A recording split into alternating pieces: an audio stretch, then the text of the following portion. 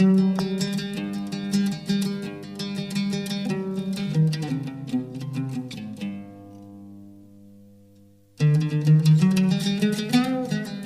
du coup, on fait une donation en pleine crise du coronavirus pour 89 familles qui souffrent de ces conditions de confinement, qui ont du travail, ce qu'on appelle des daily workers. Ils ont vraiment du travail à la journée, et donc en fait, à cause du confinement, ils ne peuvent pas aller travailler, et donc ils ne peuvent pas toucher de salaire. Donc du coup, on les aide de la manière dont on peut, donc c'est-à-dire en leur fournissant des colis alimentaires pour pouvoir subvenir à leurs besoins primaires de nourriture, de se nourrir, de nourrir eux, leur famille. Donc voilà, on a sélectionné avec les mokhtar de Ankawa, ce quartier où l'on est, le quartier chrétien de Erbil, les familles les plus pauvres afin de pouvoir vraiment subvenir à leurs besoins rapidement pendant cette crise. Nous donnons un food pack, c'est-à-dire un pack alimentaire avec toutes plein de denrées non périssables, un pack de riz aussi, très utile, et aussi un gel hydroalcoolique qui permet de désinfecter les mains. Chaque famille reçoit les trois super. Les installations de santé ici ne sont pas extraordinaires, donc les autorités ont vraiment misé sur la prévention plutôt que de régler le problème une fois qu'il est installé. C'est pour ça qu'ils ont vraiment confiné la ville. Au début, ils nous avaient dit 2 jours de confinement, au bout des 2 jours, ils ont rajouté 3 jours, au bout des 3 jours, ils en ont rajouté 5, et on pense encore que ça va se poursuivre. Donc pour l'instant, on est confiné jusqu'à lundi prochain, en sachant que pour les ONG, il y a une autorisation pour pouvoir circuler, notamment pour apporter de l'aide d'urgence, ce qu'on fait notamment aujourd'hui.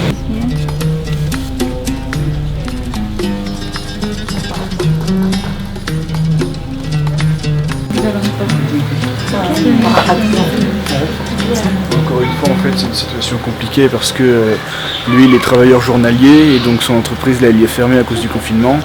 Plus sa femme s'est fait opérer il n'y a pas longtemps, donc ils ont eu des frais et ils ne peuvent pas travailler du coup à cause du confinement, donc pas de salaire qui rentre. Donc voilà, encore une situation très compliquée et ils sont ravis. Ils en remercient du fond du cœur pour l'aide qu'on leur apporte. Donc merci à vous pour vos dons, parce que c'est grâce à vous qu'on peut faire ça.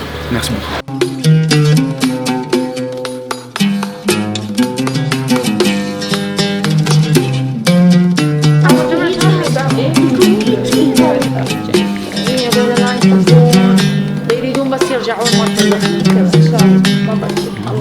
En fait, une journée de type de donation, c'est assez simple. On a nos traducteurs qui ont la liste de toutes les familles auxquelles on doit rendre visite.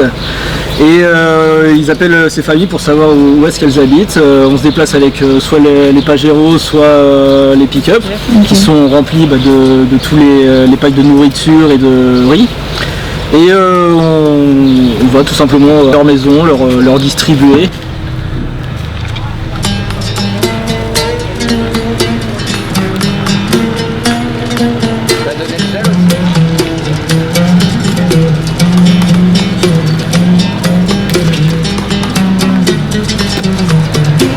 Là, on ne rentre pas dans les maisons, on évite vraiment on fait un contact minimum avec les personnes, on dépose les sacs devant eux, on leur fait compléter une fiche et puis après on retourne à l'intérieur des voitures.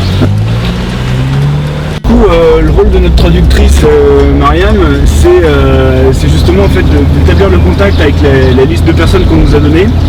On nous a donné un nom et un numéro de téléphone, donc on sait qu'ils habitent dans le quartier, mais après on ne sait pas exactement où. Donc Mariam leur téléphone et du coup en fait après ça elle me dit par où aller, vu qu'elle connaît très bien le quartier. Donc là elle me dit c'est de prendre cette direction. Ensuite une fois sur place en fait c'est elle qui vraiment fait le lien entre nous et la population. On dit toujours que le but de SOS Chrétiens d'Orient c'est d'établir du lien entre les chrétiens d'Orient et d'Occident. Au final le rôle du traducteur ou de la traductrice, c'est exactement ça en fait, c'est d'établir le lien entre les chrétiens d'Orient et d'Occident. Sans eux, on ne pourrait pas avoir ce lien, ce contact qu'on a avec la population au quotidien.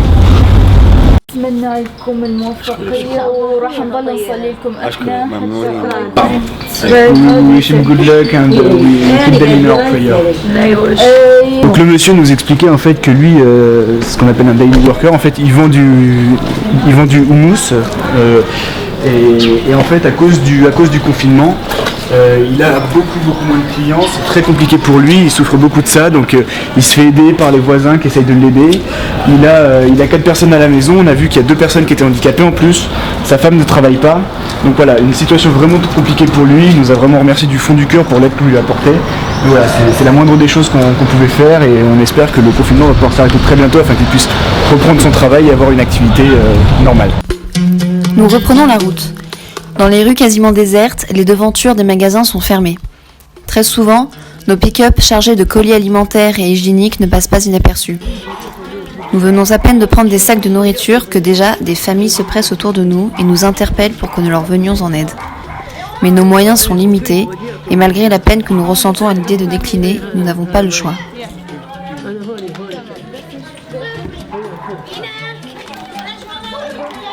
تشتغلون مثلا زوجك يشتغل او ابنك يشتغلون؟